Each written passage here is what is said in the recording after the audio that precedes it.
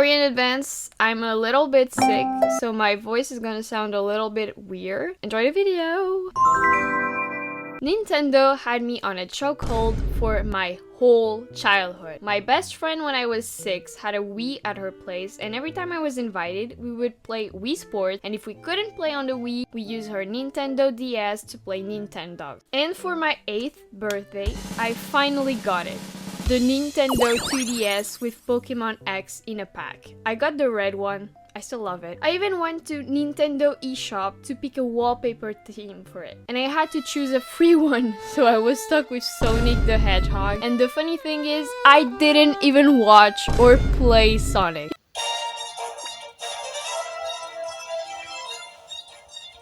Hearing this might make you think this is the origin story of a pro, skillful gamer. Not at all. I suck ass at video games, okay? Whenever I play Pokemon X, I get stuck every time on the labyrinth with that super annoying dog. And I would ask my sister to pass it every time. Now I can do it.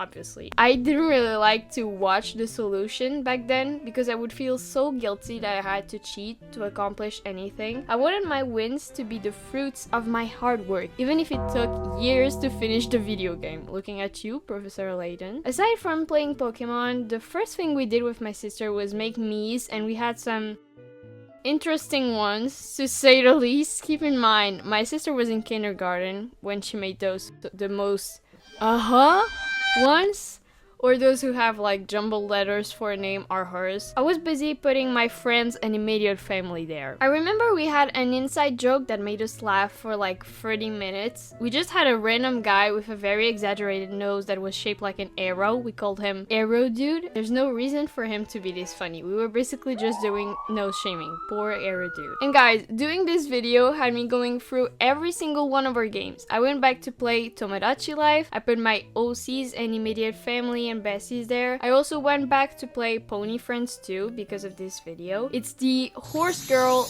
ultimate game. I'm not a horse girl. Aside from that weird dating sim with the human face on the horse, the trainer low-key looked like a Jonas brother, and the most satisfying part of the game was grooming the horse and washing him. Everything else?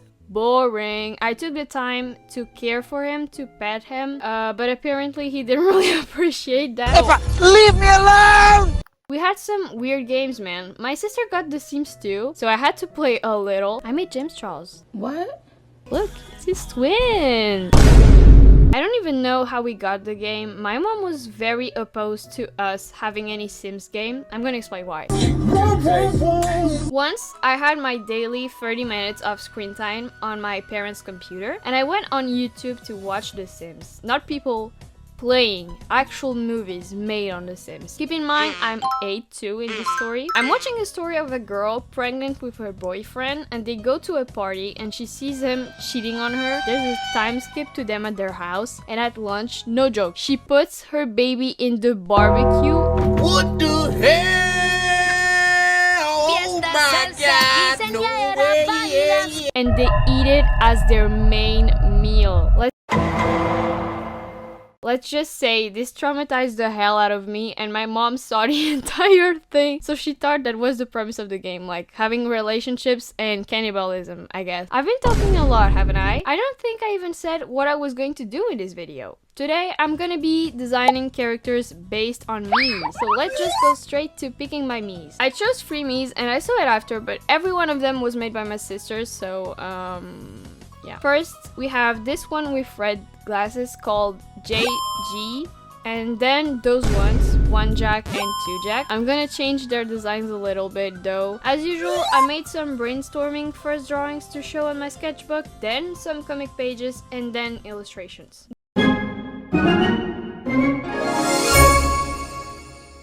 The first Mii, JG, reminded me a lot of a rock star, so that's what I went for. His name is going to be Garrick.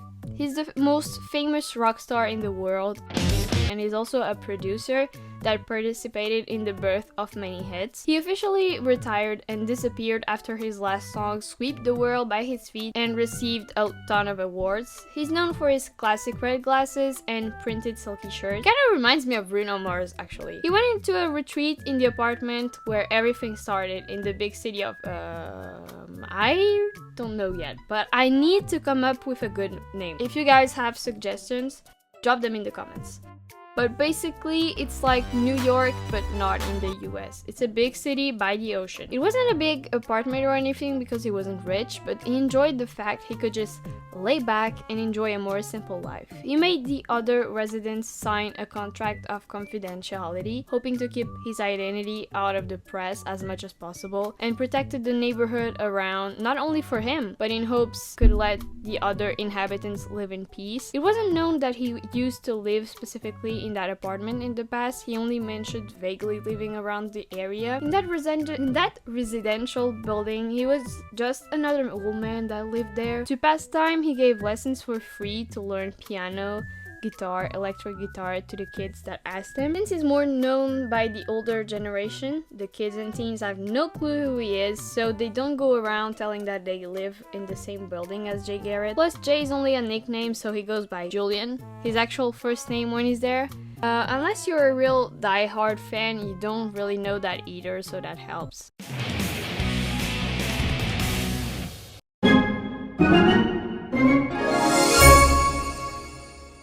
I'm gonna introduce the duo together to explain their history. One Jack and two Jack are best friends, and they're both named Jack. They call each other Uno and Dos because 1 and 2 doesn't sound as cool. They have known each other since middle school, and they are both Garretts, which is the name of the people in the Jay Garrick fanbase. Uno was introduced by his father, who listens to Jay's music a lot, and Dos found out about him a little bit later than him when browsing the CD section in the supermarket. They know everything there is to know about Jay and portray him as their life guru to the point of collect rare merch and imitating his looks in different eras of his life. Uno tries to copy Jay's straight hair era and funky shirts, while Dos mimics an older era of him with the round afro and his top. They also both got the sunglasses, drew in a beauty mark, and let grow their mustache, which isn't really working for Dos. They were even inspired to learn every single one of his songs on the guitar. They decided to move out of their city to live near the place where everything started for Jay in hopes to start their own band and actually make it.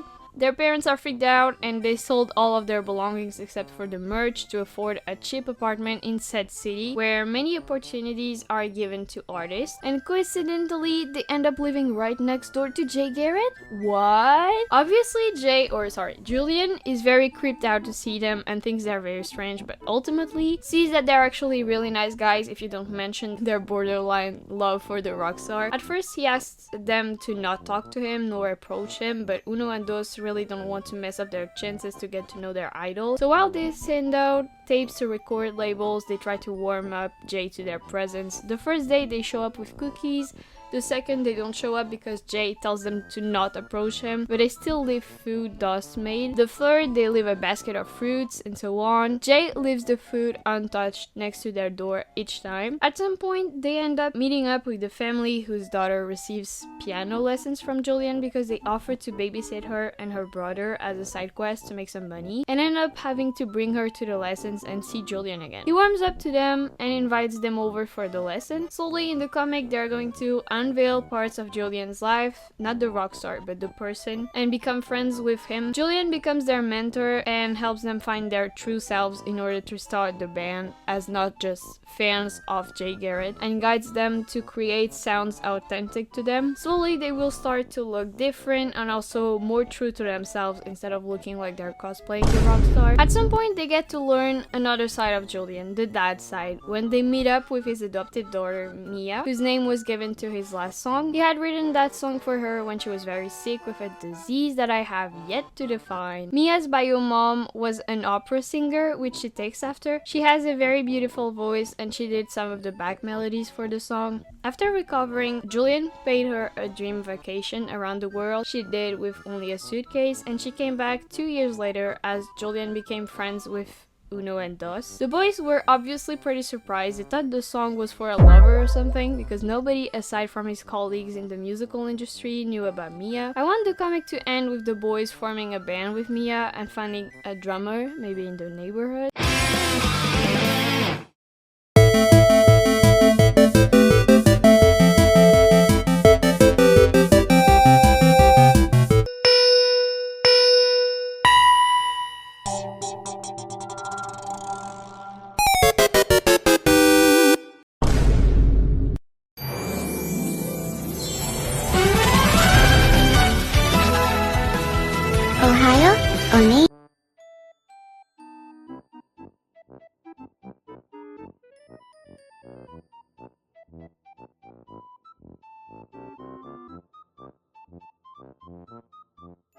Alright, that's the story. What do you think of it? Tell me in the comments. If you made it to the end, thank you. You deserve a gold star.